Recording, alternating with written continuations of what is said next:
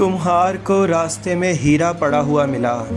उसने वो हीरा एक रस्सी में पिरोकर उसे अपने गधे के गले में डाल दिया। जब वो अपने बनाए हुए बर्तन बेचने के लिए शहर में पहुंचा तो रास्ते में एक जौहरी की दुकान थी। जौहरी की चालाक निगाहों ने गधे में डाले हुए हीरे को 1 सेकंड में पहचान लिया। उसे पता चल गया कि अनपढ़ कुम्हार हीरे की कीमत से ना वाकिफ़ है। उसने कुम्हार को बुलाया और लापरवाही से हीरे की तरफ इशारा करते हुए पूछा, ये पत्थर बेचोगे? कुम्हार ने कहा कि अगर तुम्हारे किसी काम आता है तो तुम खरीद लो। जौहरी ने कहा, ठीक है, मुझे दे दो। ये बताओ इसकी क्या कीमत लोगे? कुम्हार नाख्वांदा था, उसे इल्म नहीं था कि इस हीरे की कीमत करोड़ों में है।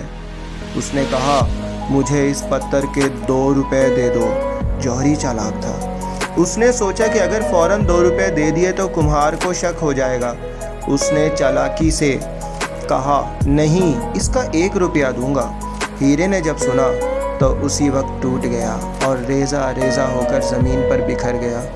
जौहरी ने कहा, ए कम ज़र्फ़ पत्थर, मैं तो तुझे इज़्ज़त देना चाहता था। गधे के गले से उतार कर तुमको किसी मलका के हार में नस्ब करता, किसी बादशाह के ताज में सजाता, तुझे इज़्ज़त ही रास ना आई।